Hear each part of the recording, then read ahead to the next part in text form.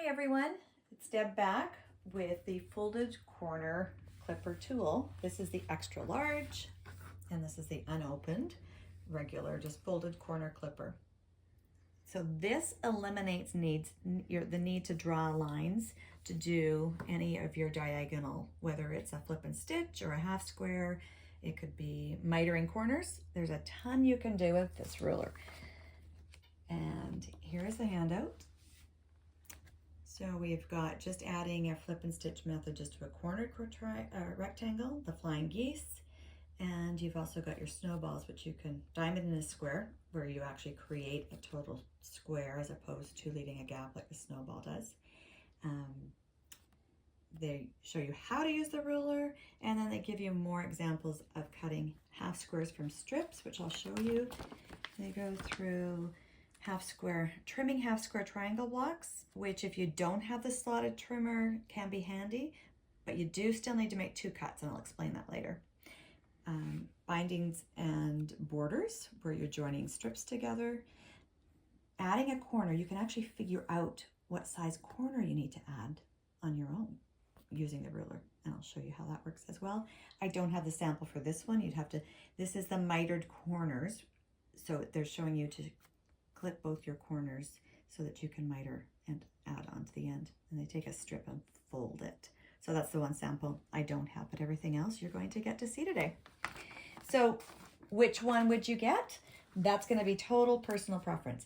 This one is super handy. It's up to the 5 inches, so I can use it on anything up to, this is a 4-inch strip, so you can use the 5-inch one on almost everything I'm showing except some of the bigger ones. And that's where it lends into this one. And they've created this one in particular up to the size. It allows you to do half squares with a layer cake, with a 10-inch square. The only thing is, I'll explain why after. You're only going to use part of it because it doesn't give you 2 equal sides if you use the ruler.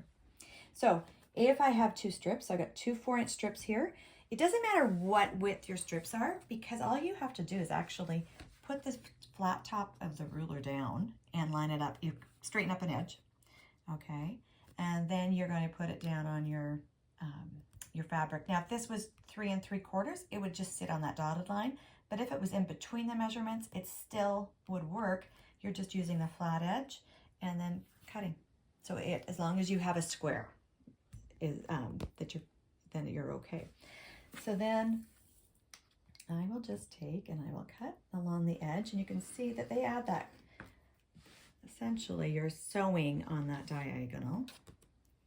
Okay, so if I move it away, you can see what that would look like. So you're starting here, inserting your needle. I usually put my needle down first, and then you're just going to sew your regular 1/4 inch. Again, that scant 1/4 inch, if anything, is really important. And to practice that 1/4 inch just as a test, you can always just do a quick test yourself and do a line of stitching on scrap and measure and see where you're at. Sometimes we can get complacent with our 1/4 inch. And then I'm just going to, I could flip all the way down. Oops, got the blade too. Okay, so I would continue flipping my ruler up and down, and then I would take all of these and just go to my sewing machine. And then stitching the 1/4 inch straight through. I don't have a flat edge on this one. That's fine. Your 1/4 inch will come through. So what will happen, you're going to have, okay, that's not very good, but you're going to have your half squares done from a 4-inch strip. So it's not going to be a 4-inch. It's going to come down to probably 3.5. Now, they're all going to be the same if you start with the same strips.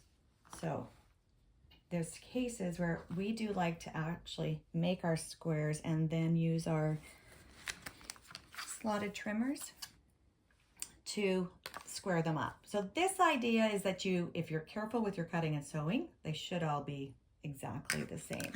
Of course, I will find uses. There's going to be times where I'm going to choose this for my half squares, or I might be able to do it this way if I'm doing multiples of the same color. The strip method certainly works handy there. So that's just using the half squares that way. Now, the flip and stitch is probably one of the more popular ones you're going to see in books. I know Doug Lako of Antler Quilting, he, I think, recommends these rulers a lot as well. So you can see, you can add them onto any rectangle. Your square just has to be the same width as your rectangle, okay? And if you can see this one, the angle is going to run, oops, it is going to run the same way. Sorry, I flipped it upside down. So I'm going to show you how to get those cuts.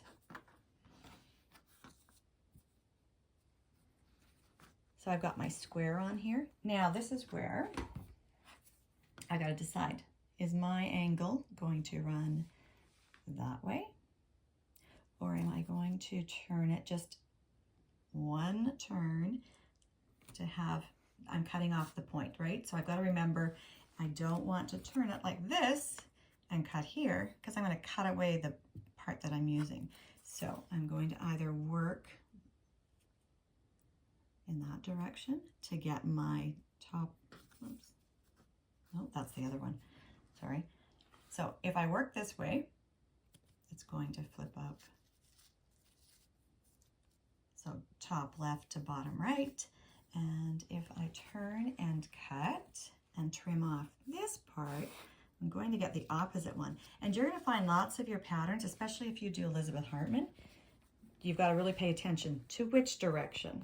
And what I always recommend is always do all the same cuts at one time and then do the reverse, because it's way easier for your for our brains to work with repetition as opposed to.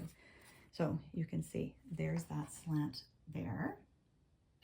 And then if I want to do the opposite one, I'm going to put it, and the lines, look how nice these line up, right?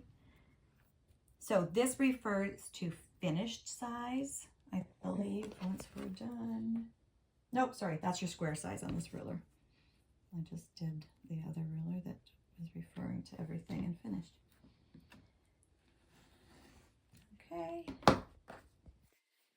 And now that's what it's like. And what's bonus about this is the flat part. I just have to put my needle down and then do my scant, my 1/4 inch. Now, another tip I've heard, or I've used, instead of starting right at the tip, start just to the right of it and run it so you have your scant all the way and just to the right of the point again, instead of hitting the point, so that when you press, you'll actually find, and practice this, try it running it straight across, you'll find if you do that, usually your points end up meeting better. Now, I'm out here a little bit. Do I worry about that? Not at all. When I sew, I actually will use this as my baseline, and then it will correct itself, if that makes sense. We do a lot of fudging when we sew. Now, you can see I can use any size. So I've written down, this is a 2.5 by 4.5, and I've drawn lines so that if I do that slant, I go in this direction, and then I can just take it, turn it, 1/4 turn, and that way, okay? So it doesn't matter what size, the same thing. I can go in that direction there, or in that direction there. And so creating this, the flat spot gives us the 1/4 inch from point to point, which is ideal. So if you don't like marking your lines and then stitching a 1/4 inch away, this is a time saver. But it depends on your preference. Some like to mark the lines. I've shown too, if you look at the sewing machine here, I can also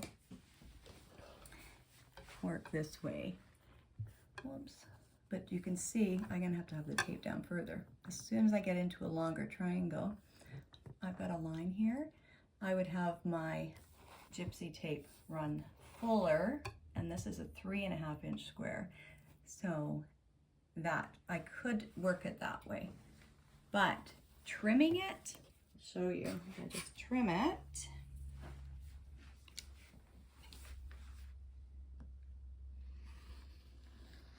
And of course, I would do a bunch of these at one time. Okay, so when I go to my machine, I don't even have to look at the tape, but the tape actually is a nice reference. And this is where I was talking about inserting my needle. I'll put my needle down, and instead of lining it straight to the point, I can just have it, oops, just slightly to the right of it. Okay, I don't know if you can see that back here. So when the needle goes down, hang on, oops, I do want the 1/4 inch. So I'm just using, this is my 97D on this. So this is my edge is where I want to guide that along, okay?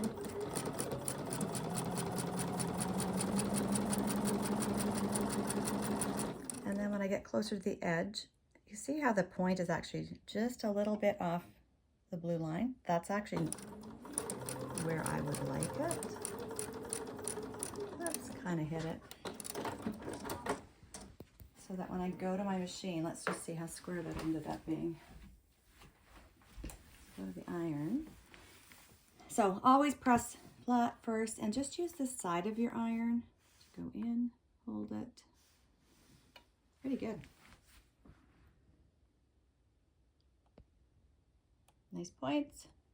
So that one worked really well, right? So this is about you deciding which method is going to work best for you. There's no perfect one. It's whatever's perfect for you. It's just showing you there's multiple ways to do the same thing. So I've just got these done up. Same idea. It doesn't matter how big I get except for the size of the ruler. So my small one can still actually go, because this is a 5" by 9½. I've done these measurements to fit. If you had 2 together, they'd form a square, which is often the way that you'll see these ones. You might not have even paid attention to the measurements, but that's how they run. So I could still do that because that's the full one, just with the full ruler here, with the small ruler. So move that away. And then if I switch it out, I still have lots of ruler left on this one, and then I would do that and cut that away. Okay. The one thing you'll notice though, and anyone doing the flip and stitch, is I had a really large piece left over. So of course I don't like any of those afterwards. I think I might have 2 blades in my cutter. You replaced it. I replaced it. I thought I slid the other one off. That's too funny. Okay, so now I'm going to stitch this one. And I'm just doing it the 1/4 inch. I'm not paying it, like I just have my points. I'm not so worried about this one except for my nice straight line of stitching. But wait for my cutter to finish and lift so I don't bend anything. Okay, so now I have a stitch line.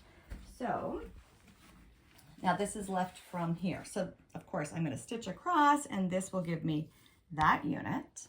But I've got an awfully big unit left over that is very usable fabric. Now, maybe you can see this. Maybe on the gray it might be better. So I have the slotted trimmers.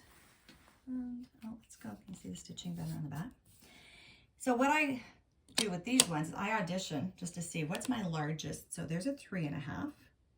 See the dotted line is where I would. So that's a 3½ inch square or 3 inch finish. Oh, 4½ is too big. It extends past it. So then I'll pick up the even ruler and let's see if we can go to 4. Okay. So now if I was using this ruler, I would trim the 2 sides and I would trim off both of these edges, or the little notches, sorry. And that gives me a perfect 4 inch square with no tails on it. And that's how these rulers will work. The other way to do it, if you've got this ruler, you can take your seam and place it on that 1/4 inch line that was being used for the diagonal before. Can you see where the seam is and where I'm going into it? Like that. And again, now what do you see here? You can see it says 4 inches. So if I slide this down like that, can you see I've got 2 edges that are now flush? So I only have to do the 1 cut on this. But if I do use this to do these, you have to be mindful of the slotted trimmer gives you no dog ears. So what happened up here, I just trimmed off what would have been that dog ear, right? And when I go to press it open, can you see what I got left? I have a dog ear. So with my slotted trimmer, I'll show you, if I used it and put the 4-inch down, how close is it to be the same measurement? Okay, you can see how it fits under. You can see how that was already cut off with the top of the folded clipper tool. But this side, sorry, it's all shaky. I just go in sideways to make sure I don't, and just trim that. And then I have no dog ears. Okay, so I'm giving you two options. Why I'm showing you both is that a lot of people have these rulers, and I love my slotted trimmers. I've got 4 sizes. But if you're looking to have a ruler that's going to not just give you one option of what you can do, you can use this ruler to do the same thing, except it will give you a dog ear on one edge. So again, that's more about preference and what you want to deal with. So I can go really large here with this one. So you can see, I just set it down, 6.5. So 10 inches is massive. Like I could have a 20.5 inch, whatever block, rectangle by 10 inches and cut it off. Probably would never do that. But there might be something fun I could play with, layer cakes and strips and come up with a neat, big, quick pattern, right?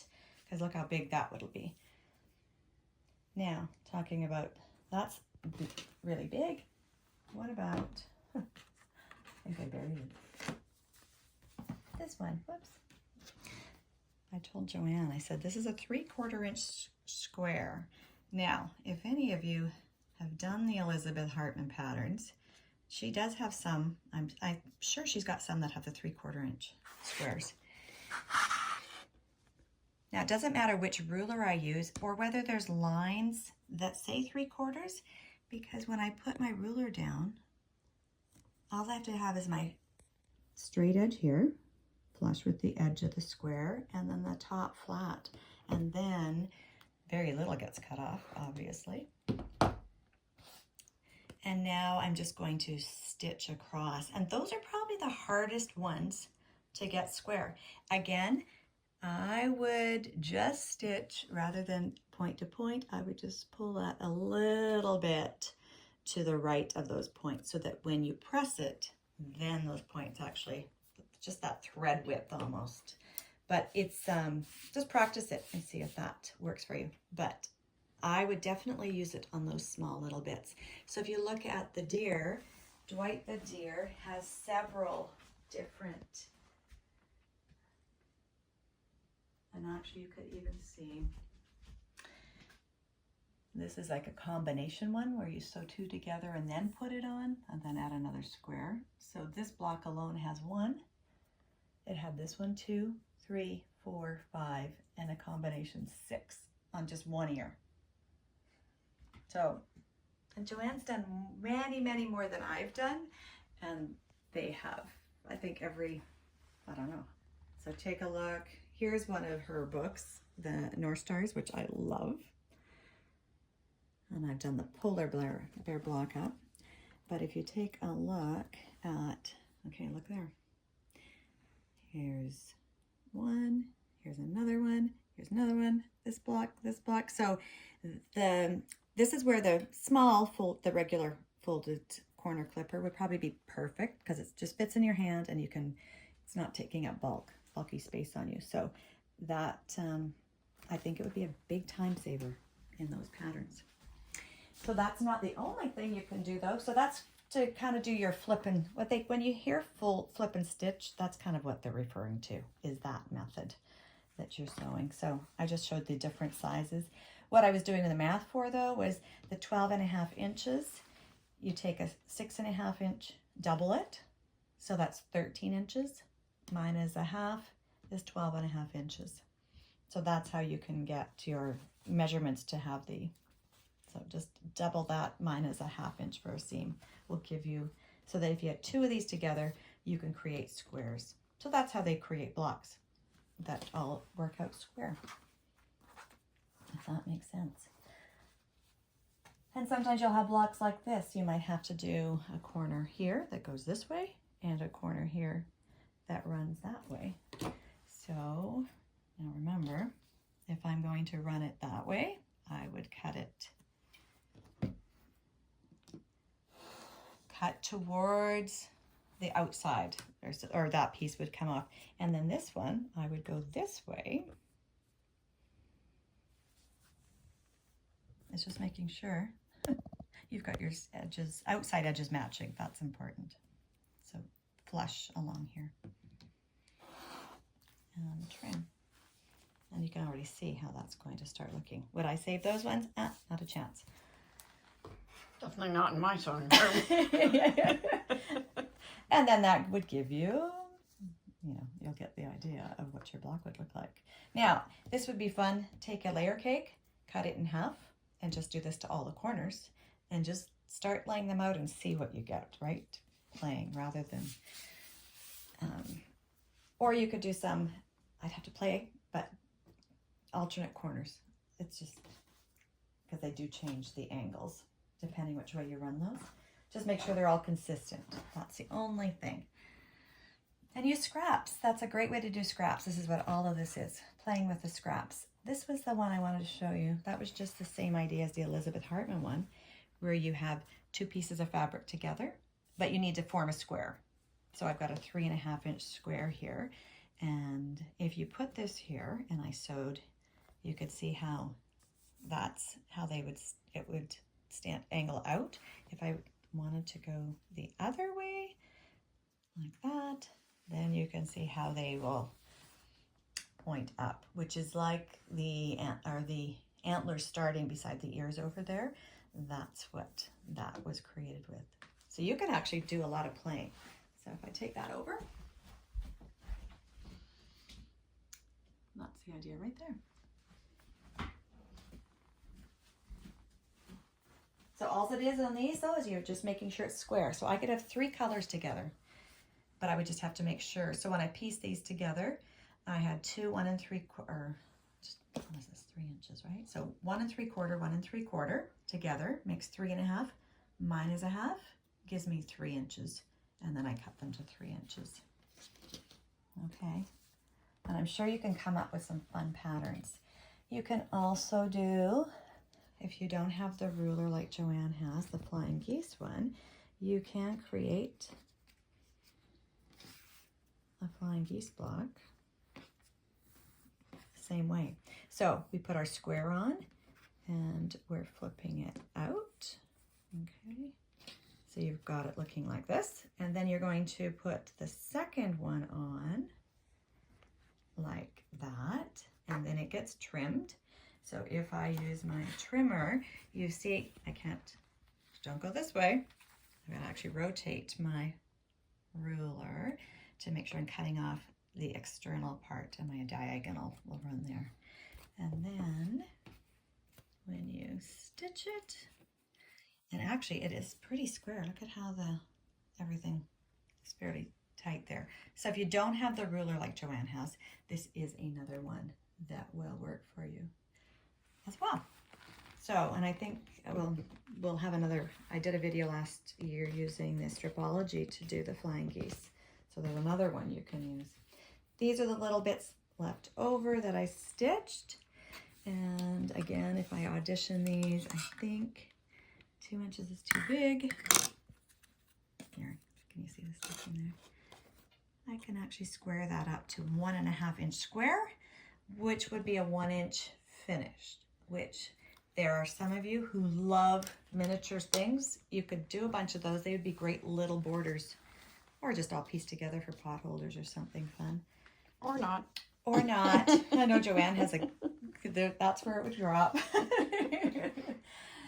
And of course, the bigger the squares, the bigger your half squares are going to be, which is easy. Just want to show you, if I had 2 10-inch squares and I used the ruler. Now, the reason I would be the only reason I'd be hesitant here though, if I'm going to cut there, normally we would be marking this center line right through and stitching a 1/4 inch on either side and getting 2 equal ones that would be slightly smaller than what they would do with this. So that would be my hesitancy, would be to use it that way, other than I can do it this way and cut it.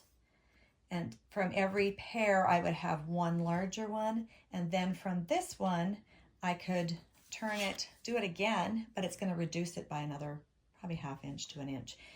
That would give me 2 different sizes. That would be my choice in what I want to do there. If I've got a project where I just need the 1/2, or if I want both, then I'm actually probably going to fold it in half. I find folding can kind of give you a nice, but I go to the ironing board and I would use that line to stitch on either side from. Joanne has the magic wand and you can set that down and mark 2 lines at one time, which is super handy. So again, multiple ways to do the same thing. I would just be more hesitant to use this on the large one if I wanted to have 2 equal sizes. So that would just be the caution there. Now, where I did start with this was snowball blocks. And then I was like, oh, just playing. So what I did on these ones, it's actually doing every single corner the same way. Okay, so I've got one, these are, and I've written down 5-inch square, and I started with 2-inch on the corners. So that gave me an idea of what it would look like, because I wasn't sure what size I would have when I was finished. So that just changes how much will be exposed on this area here.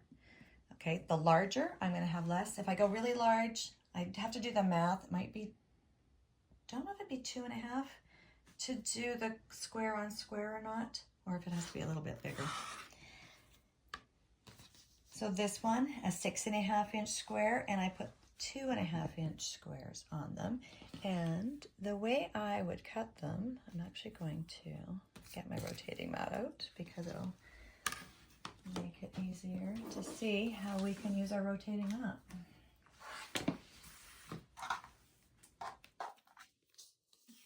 So I would put multiple blocks, if I was doing multiple blocks, I'll show you after, and I would, no, you can rotate it anyway. So I would probably fit 4 of the same size here, right? And just make sure I'm always cutting the same way.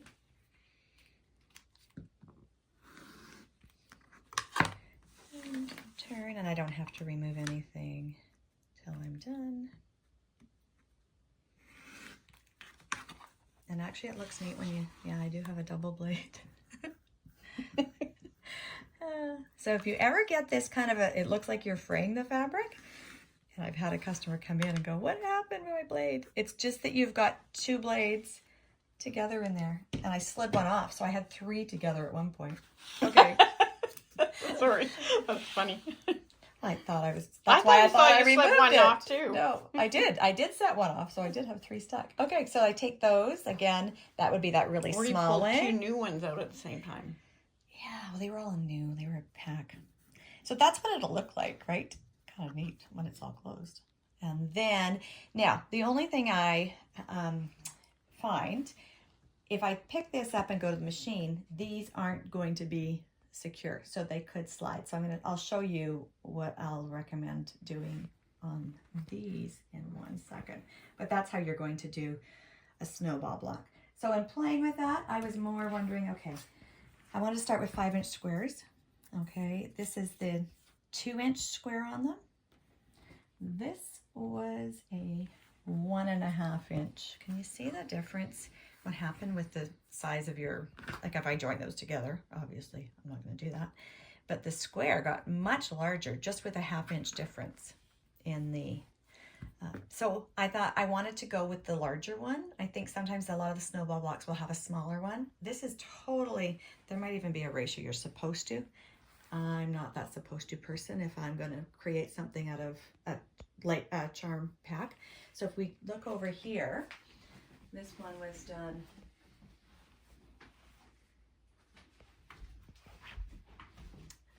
okay, so your charm, and then your I'm sure it was the 2-inch, and I'm going to, oops, go this way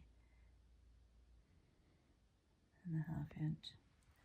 This might have been 1 3/4, and I will tell you for sure if you come into the store. I'll have it written down. I had it written down. So what you're just doing the As same long as thing. you're consistent with the same.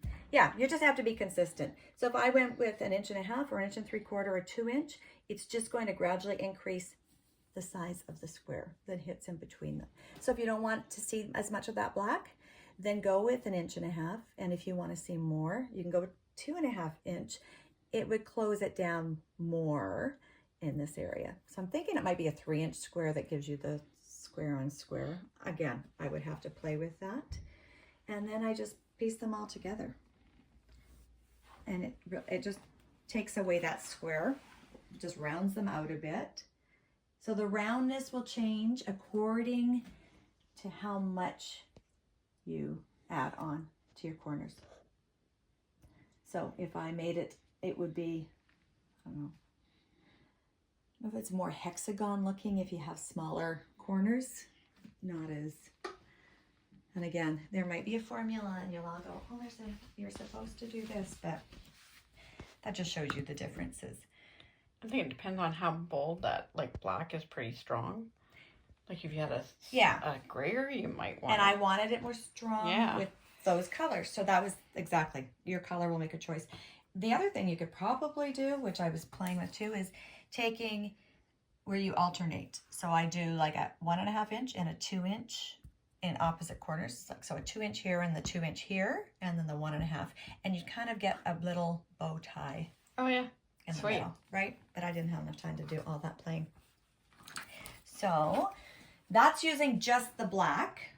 And here was where I was playing with my fabric. This was the leftovers. I had 2 leftover from that charm pack. So it was a good way for me to play with the sewing the squares on.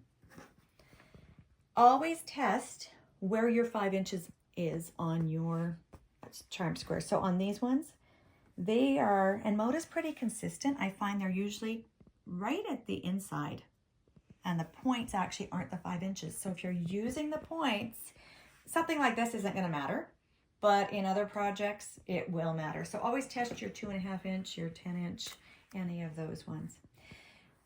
So what I did with these ones, we have a beautiful poppy that came in. There's the 2 in the line. I went, okay, how can I do some more with the same idea of the snowballs?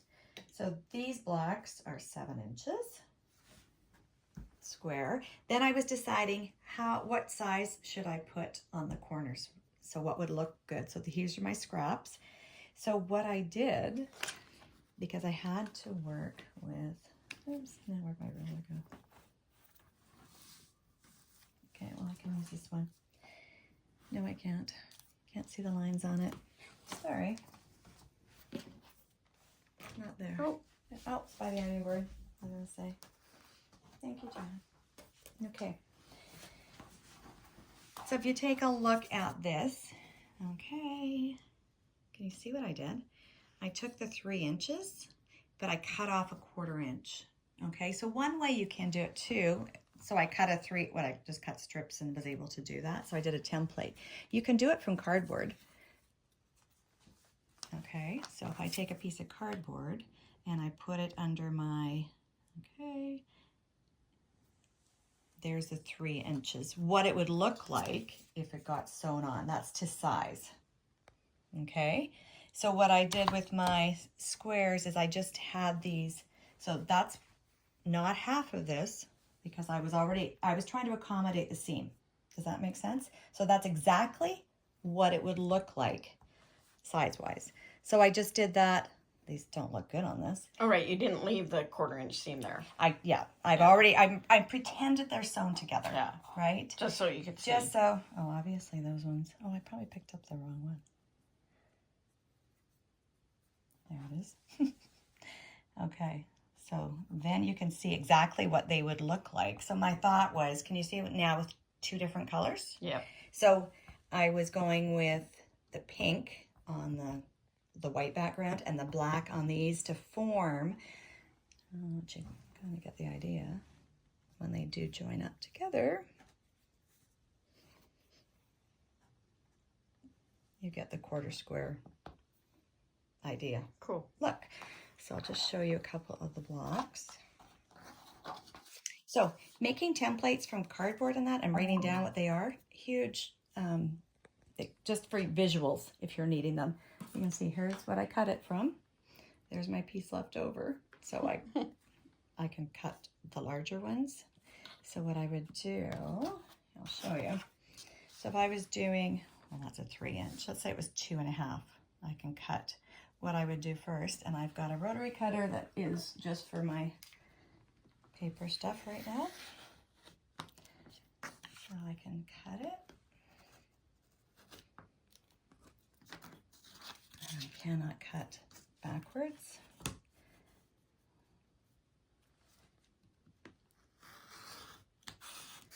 Okay, and now what I want to do is take away a 1/4 inch. So I can turn it this way, and I know that that's a 1/4 inch, right? So that was kind of handy. Which would be my seam line.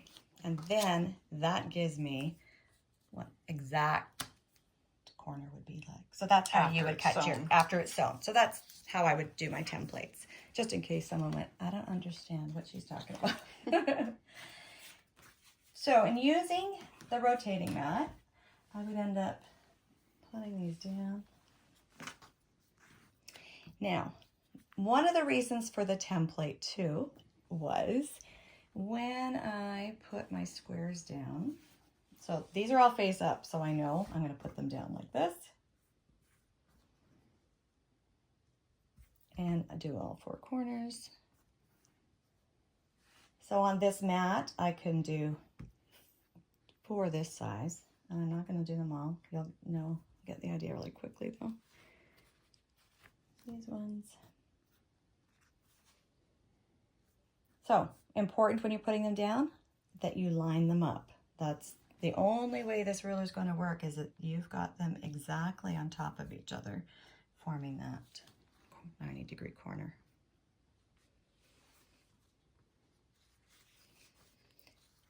So I mentioned before that if I'm doing a bunch of this cutting and moving to my machine, it could shift. So then I thought, well, what if I use glue, right? So we've got, these are great. It's blue, so it shows up blue. I'm going to cut that off, and it dries clear. And it doesn't take that long. So what I was doing at first when I used this was eyeballing kind of where I thought the stitching line would be, and then putting it down. Then I got smarter. Remember that template that we cut?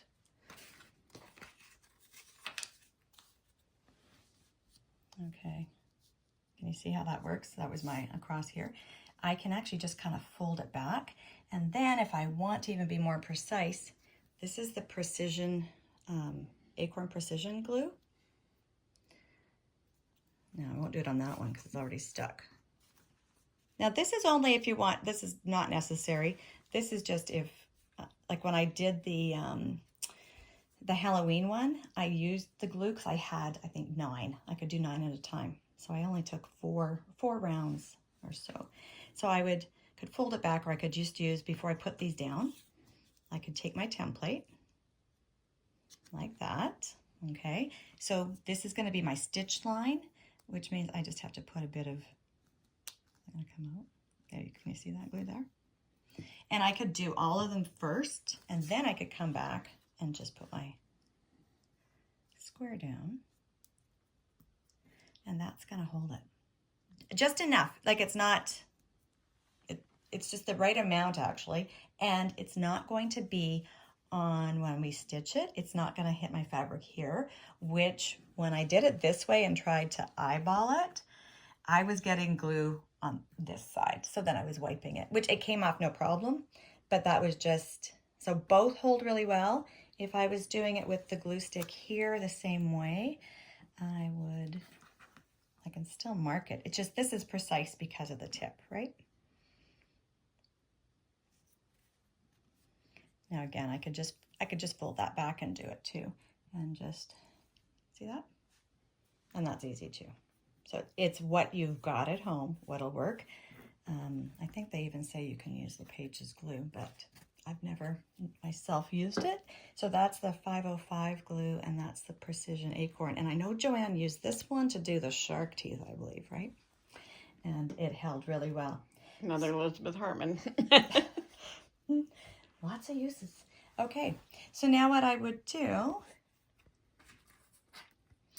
is, so pretend I got all 4 of these done, and I would go around and I would do, and that's, so now on this one you could see if I had the smaller ruler, it's even probably easier.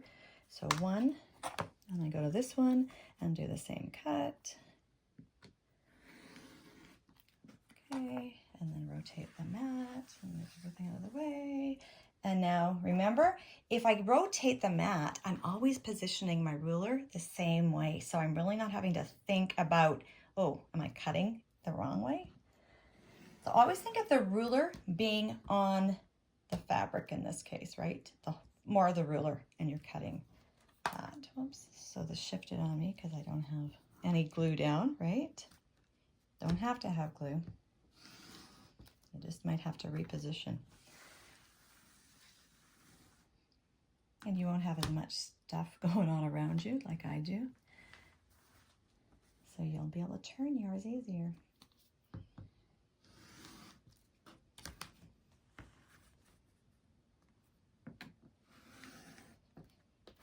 And last one. Just making sure, let's see.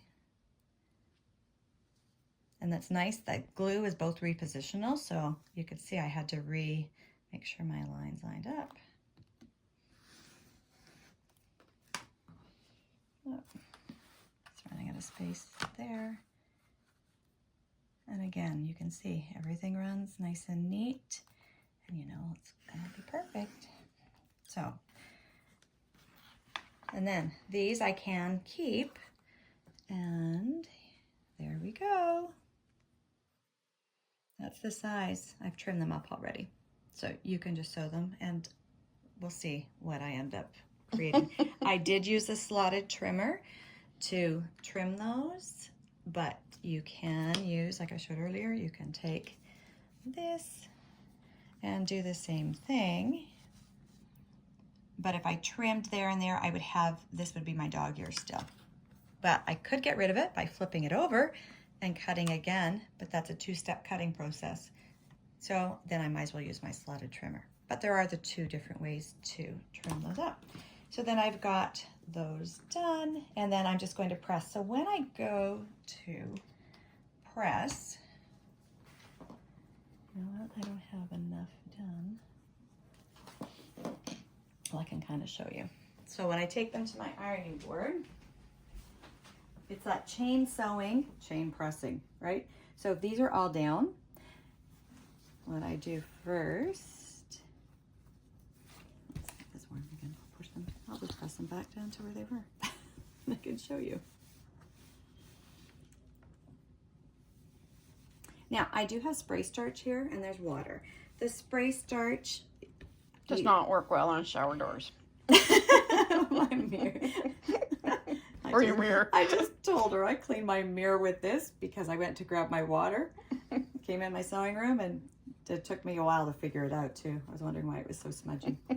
Anyways, it was our laugh. So this is what your block will look like. So I always press close. But what I found is I took the top right corner and I went sideways into it. And then I swung my ruler and I went into that side. Okay. Oh my God. Thank you. Well, ruler. I know what you meant. But... Then I turn it and I repeat that. And then I swing out with the iron, not the ruler, and do the same thing. Now I leave that here and I do the next one the same way. And that extra pressing will just keep your blocks, all of them. More heat is not going to hurt them. I'm a big steam person.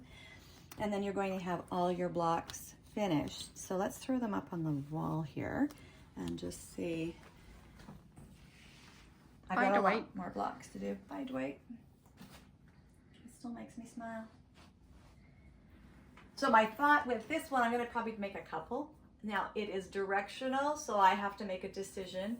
Do I go like every which way? Can you see what I'm showing? So that's facing, that's sideways. I don't know what I'll end up doing. It might drive me crazy. So you're gonna alternate them. I'm thinking of doing a square, which would be 5 by 5, and a runner as well that's gonna run longer and narrower. But this will just give you the idea of what those intersection points look like. And if you don't like the scale of this, if these are too big for you, then reduce. So I did the 3-inch. You might decide, no, that's way too big. I want to just have a little one and more of this fabric showing. Then you just reduce it. And actually going down to just a half size will actually bring it down considerably. Okay, so I'm either going to go, like I think I'll do a square, and I will also run them lengthwise. But super sweet for Remembrance Day. That's really nice. The black and the red. So really pretty fabric. Okay, so that's the snowball block. I'll take that right out of the way. And just a couple more quick ones. And these are all in here.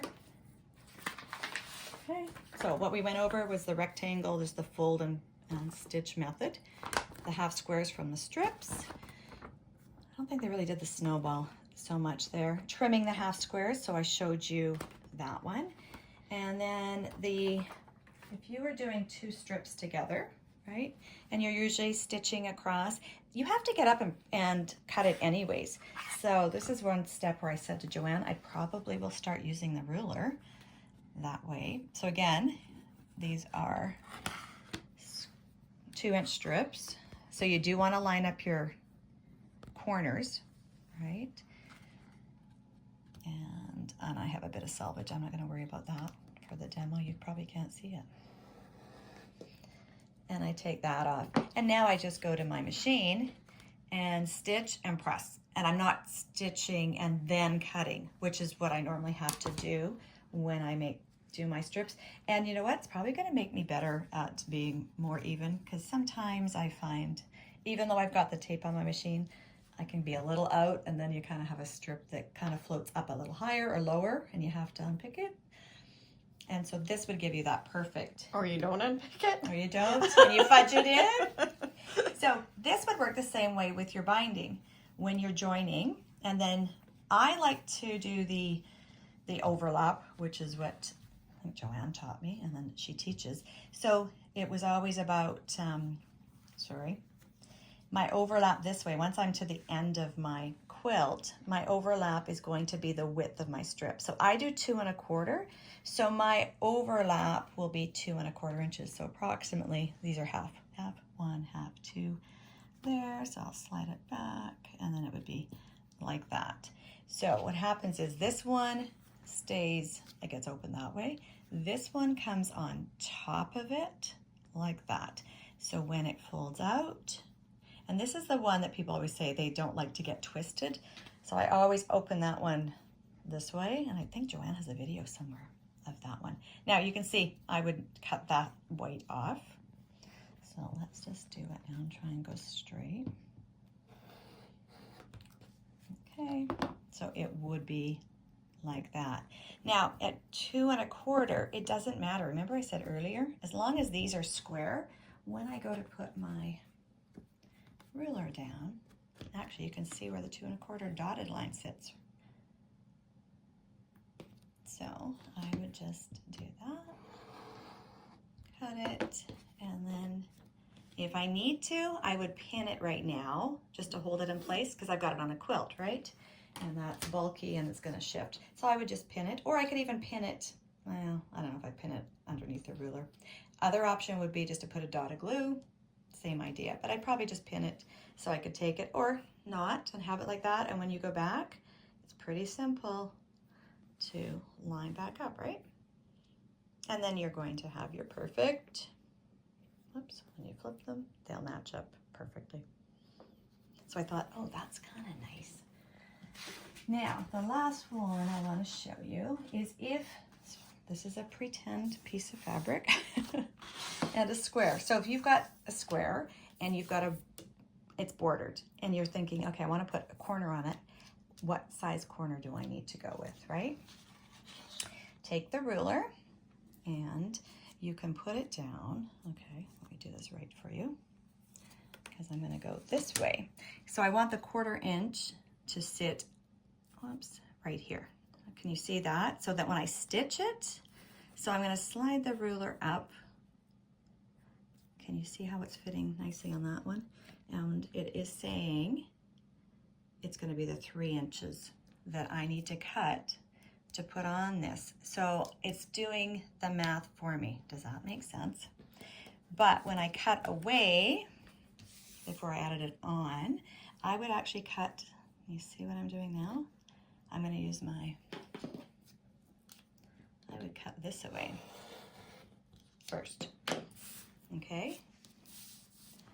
See where my seam line, the 1/4 inch from here, will now hit the point or close to that. If I put this triangle on here, oops, it's actually saying it's going to be 2.5, but I need to cut the 3 inch square, okay, and cut it in half. Or I could cut a series from a strip of 2.5, but I would probably cut a square and cut it in half because that would do 2 corners. And another square would do the other 2 corners. So I would be, again, taking that piece away. So this 1/4 inch line is so huge and so many different techniques that you can work from. Oops, I cut too much off, I think. Or what was I working from? Oh, no, you just had another Oh, I know why. there. I've got, no, this isn't square. I didn't cut Yeah, this. you didn't turn Sorry. that off. I did it right, guys. I just panicked looking, that looks terrible. See how well a blade will still work on tag board? Or, well, I guess tag board. So then I would cut my 3 inch, which is basically, I think those were bigger. These were smaller. These were my test ones. So I think we're going to run into something like this that would go on, but I can cut it in half and then just line it up and sew, and it's going to sit. And it's going to be bigger than the corner. Okay, but if you look at what they've done here, okay, then you're just trimming it even. So I can take this ruler and turn it sideways. So Yeah, that better it was bigger than extending, not. right? So yeah, always. You know those ones that call for 7/8 and 1/8? Never do those cuts. Always bump it up, and then you can trim it down and square it up much, much better. And so then I can go around my block though and add my corners to any size. And actually I'm going to be using this to figure out a block for my sister-in-law who has a pattern that was supposed to be a 12.5 inch square. Hers are 12 inches, and she's got all of these points that have to match. So I've got to do some work with paper and the ruler to give her her measurements. But you can do the backwards with this. And if you don't understand how I did it watching the video, you can just go to the, okay, so it's showing you how to cut, lining it up the way I did, and then creating, you're moving, adding a 1/2 inch, I think is, what does it say? I can't read. So triangle, but it's giving you even the math to work through. So it's pretty simple though, because the lines are on the ruler. Nice. Okay, so hopefully you'll find many uses, or you can see the many uses. Again, the small one is super handy because of the size, right? And for the most part, you're not going to get any bigger than that. So I think you'd find that probably the best size for most people. And then the large one, you saw me use it. It was easy to use. One nice thing is it holds down a lot more fabric at one time. So sometimes that can be beneficial too. But there we have it. So happy snowball flying geese and folded corners.